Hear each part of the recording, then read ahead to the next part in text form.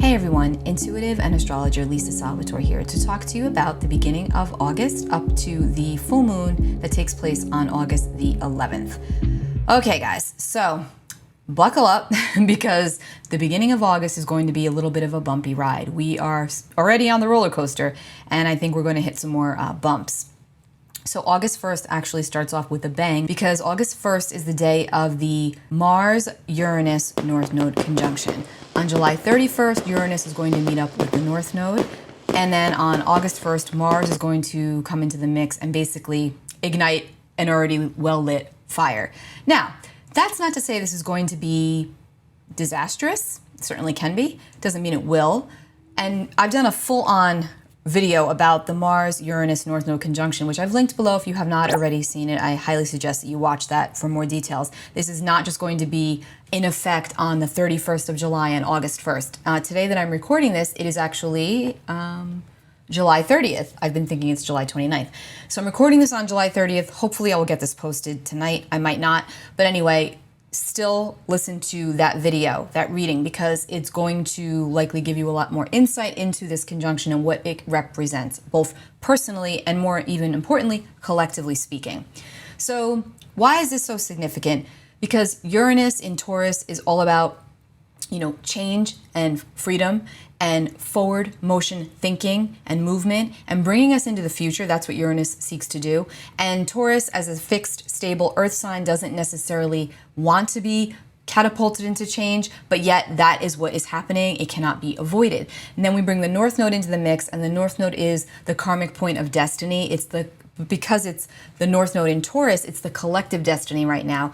Conjunct Uranus brings in surprise and changes and revolution, and these changes can be of the best and highest order possible, but they can also be disruptive, chaotic, and before we actually see the constructive side of it, the destructive and chaotic part can be what happens first, and sometimes even catastrophic. Now we bring Mars into the mix, and Mars is volatile when it lines up with Uranus, and the North Node's here too. So again, this is taking us into the future. This is setting something up. This is, a hot, fast, fiery energy. Mars, Uranus, North Node together can be explosive, it can be destructive, it can be disruptive, it can also be extremely liberating. And that's what's so challenging about this, is that everyone is feeling so unsettled, even if they don't follow astrology, even if they don't have any idea why they're feeling this way.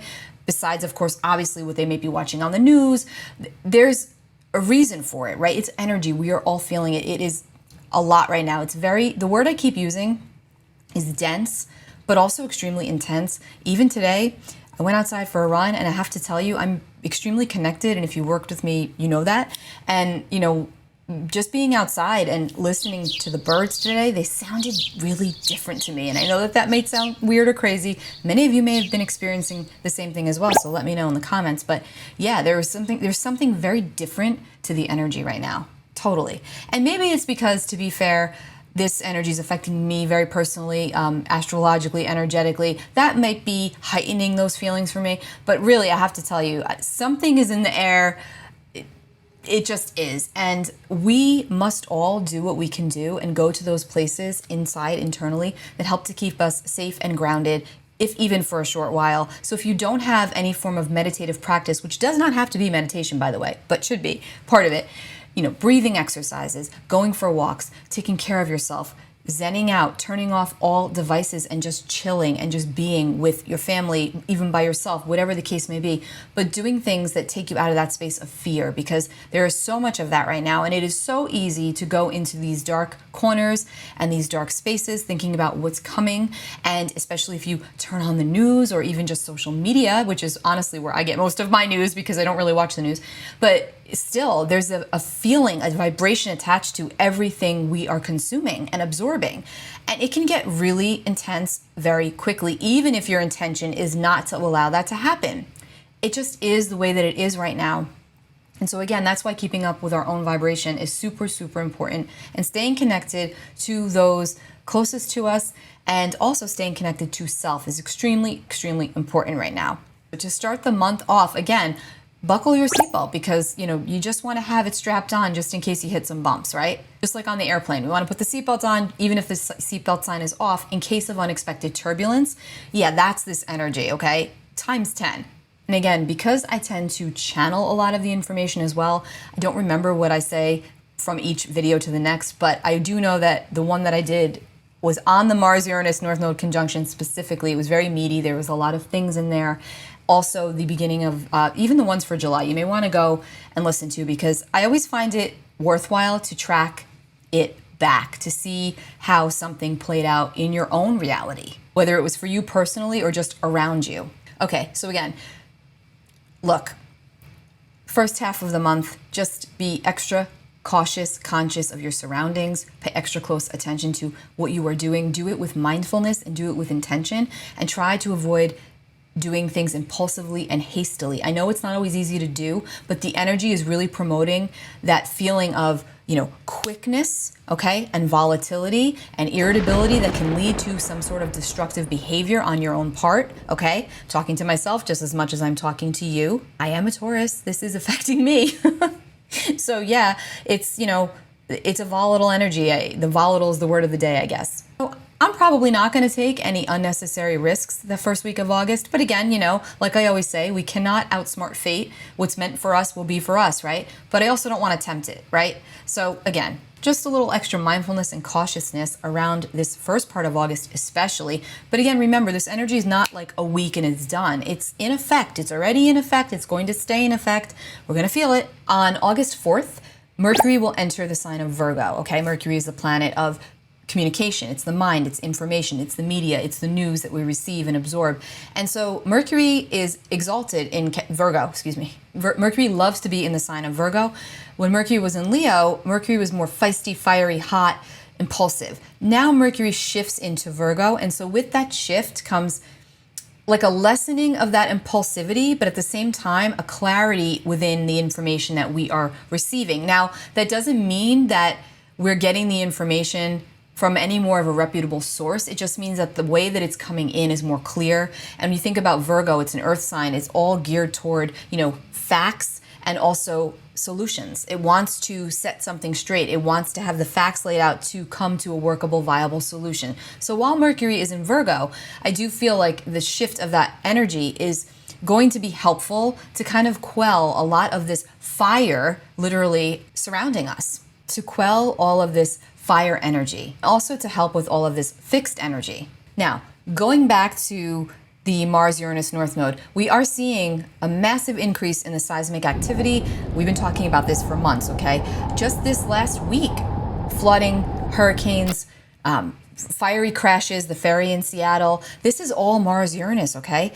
And the North Node, okay? This is the Earth. Sadly, I think for the month of August, we're going to see an increase in these destructive weather patterns. Not only destructive, but they are erratic and disruptive, all a trademark of the Mars and Uranus signature. So again, that's why it's important to pay extra close attention to what is going on around you on the day-to-day, especially for the month of August, okay? Can you tell I'm not feeling fantastic about the month of August? Because I'm not. Now, August 5th, 6th, and 7th are dates that I've been feeling, I've had my eye on them, not just astrologically speaking, but just energetically speaking, just what I was feeling. The moon is going to be in the sign of Scorpio, which is already in a dark, deep, dank space, bringing things up from the trenches, right? And that moon in Scorpio is going to oppose Uranus and Mars in Taurus, which again can bring in somewhat of a dark or volatile energy here. Could be more on the emotional side, but it's still there. But then when we get to August 7th, Mars is going to square Saturn. Now, there is never anything positive, and I'm not going to sugarcoat this, but there is never anything positive about when Mars and Saturn come together, especially by a square aspect, which is the harshest aspect that they can come together by.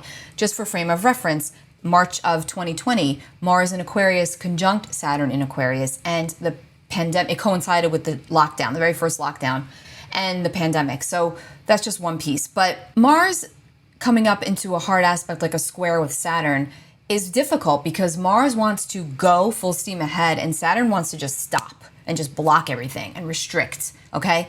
And, we're already hearing, and I have to be careful because I don't want to use trigger words for YouTube, but we're already hearing a lot more about surges in cases and other new strains that are coming out on the day-to-day, putting people into hysteria. and panic, or other people into the irritable FU category. I'm not complying, right? That's Mars, that's Saturn.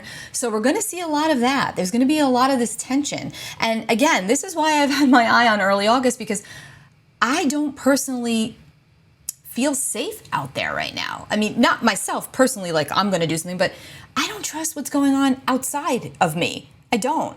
And I don't normally feel like this, but again, guys, this is like, I don't know. And it's shaky. We're on shaky ground right now. And I don't think that anybody would disagree with that. Now, on the positive side with Mars and Saturn, yeah, it could lend to some discipline with our own projects. So if you want to stay home that day and just work, might not be so bad. But again, with that Mars-Saturn square, it's a tough aspect. Mars and Saturn are malefics. They, together especially, they just don't really, they don't really talk to each other that nicely. We're already stressed out to the max. So this may just further stress things out a bit.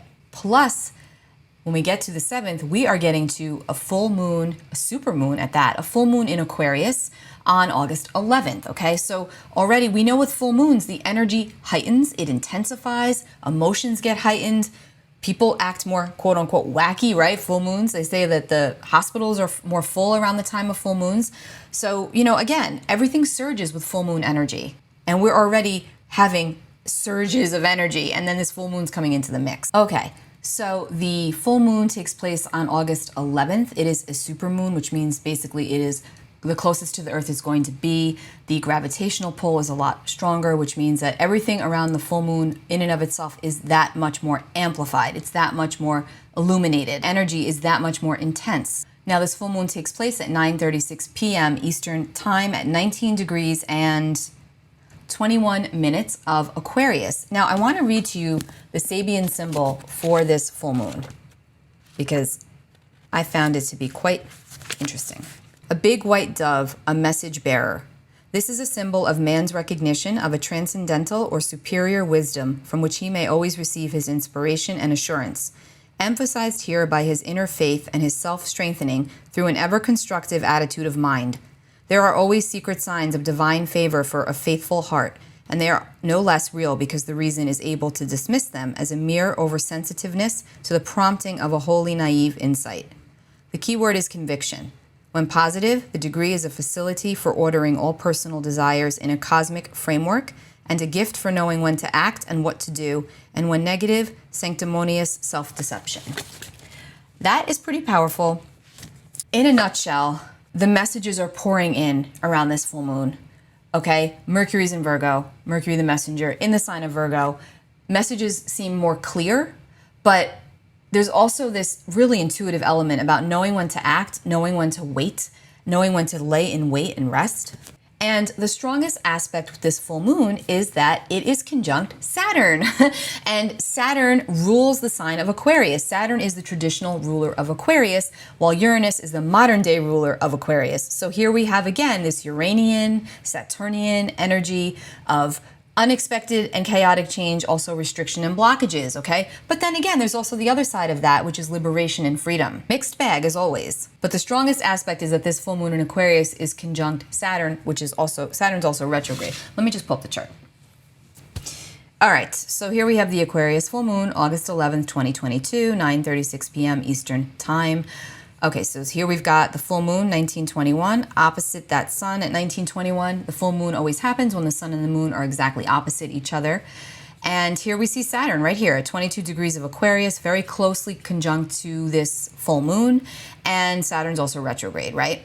So it brings in with it, because it's retrograde, a more of an internal and introspective kind of an energy, but it's still very intense. And with all this Saturn energy, there's definitely a heaviness and even, I'll use the word melancholy effect with this full moon, sobering effect with this full moon, where we're seeing limitations that we thought we might be able to skate by, and now we're recognizing where we cannot. That could definitely have to do with legit, literal restrictions being placed upon us from outside sources, right? Now, just like the Leo new moon that we had on the 28th, this full moon is fixed, okay? Which means it's Aquarian, Taurian, it's got Aquarius, Taurus, Leo, Scorpio pronounced, okay? Lots of fixed energy, including a grand cross here, a grand cross pattern, which consists of oppositions and squares, which again, fixed energy is fixed. It's rigid at times. It's very determined positively, but not so positively, it can also be extremely rigid and inflexible and just completely rooted to its place, and absolutely zero flexibility can be present with this kind of an energy. We've got the moon here in Aquarius. Aquarius is fixed air, conjunct Saturn in Aquarius, fixed air. Then we've got the North Node in Taurus. We've got Uranus in Taurus. We've got Mars in Taurus. Then we've also got Venus in Leo, Ceres in Leo, the sun is in Leo, okay? And then the South Node ties this all in because the South Node is in Scorpio, okay? So this is fixed energy. This is a grand fixed cross. This is rigid. It is. It's just like, okay, everybody wants to get what they want out of this energy, out of these times. Now let's take that to the world stage, okay? Everybody wants to get what they want out of this energy, out of these times, okay?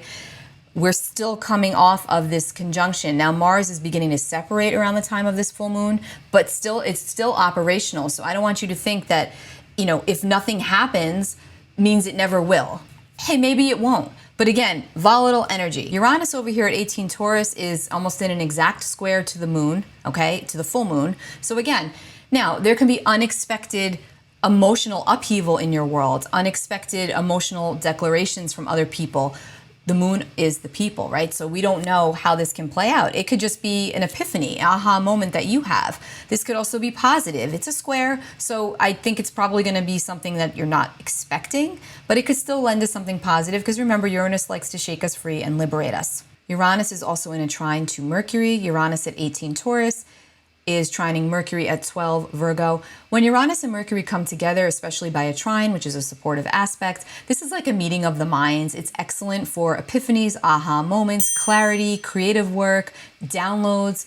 Uranus rules the higher mind, the God mind, and Mercury rules the lower mind, right? Our basic information and expression and receptivity of information, right?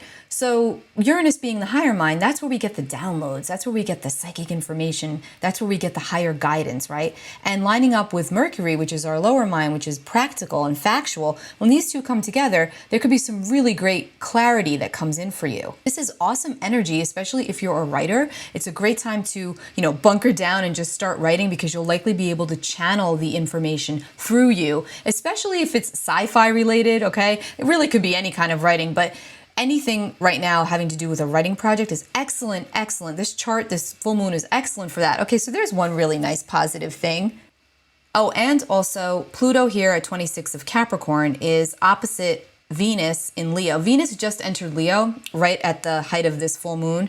And it's an out of sign opposition, but we're still counting this. So Venus is in Leo opposite Pluto in Capricorn. So again, this brings an element of, you know, seriousness to our communications with our loved ones, but also clarity and also passion. There's something here about getting things out on the table and coming up with solutions for any sort of problems that we might be having, especially if they're family related. Now, on the positive side, Mars over here at 25 Taurus is trine to Pluto at 26 degrees of Capricorn. And so this brings in a dogged determination and willpower.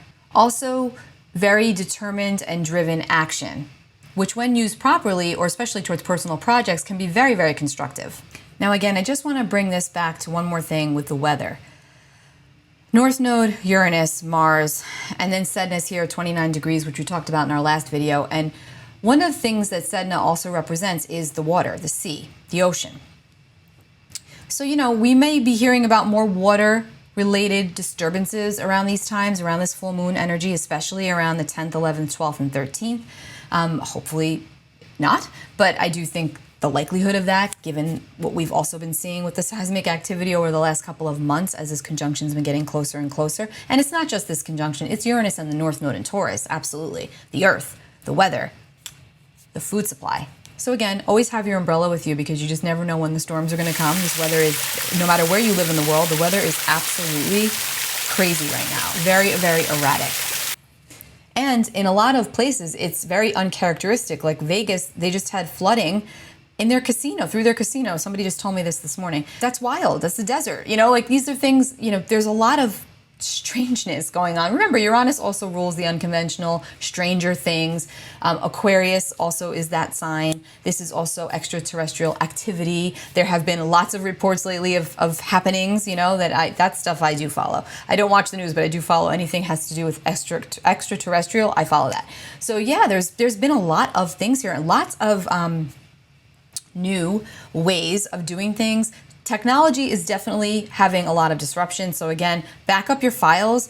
Make sure that you have a backup plan in case the internet doesn't work for a couple of days or something like that. Because yeah, it's been extremely glitchy, and I just think that that's going to continue for a little while, absolutely throughout the month of August. Yeah, I was trying really hard to find the good in the next couple of weeks, and I think that there will be some, to be fair. I don't think it's going to be like, terrible, but collectively speaking, it just, again, it feels really heavy right now. And I always go more by what I feel versus like what the astrology is or what the energy is. It's more like, what do I feel? Okay, how does this feel to me, right? And it definitely feels, it's a lot. It is a lot. So again, take care of yourself. Do what you can do to keep yourself in a good space. Let's just pull a tarot card for the full moon energy. First, let's say this is going to be for the very beginning of August up until the full moon. I'm almost afraid to do this, guys. Full card. Six of Pentacles. Okay. I look at that card and I instantly think of peace treaties, and I think of there's a lot of recognition, both personally and collectively, about where we're giving too much, where we're not giving enough. And this is Pentacles, which speaks to finances. And that's significant because the North and South Node right now, collectively, the North Node is in Taurus, the South Node is in Scorpio. Both Taurus and Scorpio deal with the financial axis because Taurus represents the second house, which is personal finances, where the eighth house, which is ruled by Scorpio, is other finances like loans and banking and things of that nature. And so having the nodal axis here absolutely speaks to an increase and a decrease to the way we are working within our financial confines, right? Now, that's not just collectively speaking, but that's also personally speaking. So yeah, there could be a lot of things that come up around this energy also having to do with finances, and not just our own personal finances, but also obviously the world's finances, the currency. So yeah, I think to me that this is more what this is speaking about, is that balance / imbalance of power and energy, especially when it comes to the material, tangible items such as money, right? But also what we value. Pentacles are all about what we value, what we own, what we have, and that which is tangible and that which is real and sustainable. So with every step of the way here over these next couple of weeks, just ask yourself, do I need this? Is it worth me, spending money on this? Do I really need this? Do I need to give this to this person? Can I get rid of this? Purging. There's a lot here about balancing the scales when it comes to anything having to do with your items, what you value, your material items. So there you have it, the first week of August leading up to the full moon in Aquarius on August the 11th. There is a lot going on. I really hope that this energy shakes out nicely for you and for me as well, for all of us, because yeah, there is still some good out there in the world. There's a lot of it actually, and sometimes it definitely feels like we need to dig deeper to get to it, but it is there. Take really good care of yourselves. Please be sure to like, share, and subscribe if you appreciate this content, and make sure you hit the bell icon so that you can be notified as I upload new videos, because I'm constantly uploading content depending on how I feel. When I feel it, I record it and I get it out there. Also, sign up for my newsletter, lisasalvatore.com. It's linked below, as are all of my socials. If you sign up for my newsletter, it's free, but I do have a downloadable meditation, and I also do group events and private consultations, and I blog and I put things out there as well, so you may want to check that out, lisasalvatore.com. And I'll be back soon with a new video, guys. And again, take really good care of yourselves and stay safe, okay? Bye.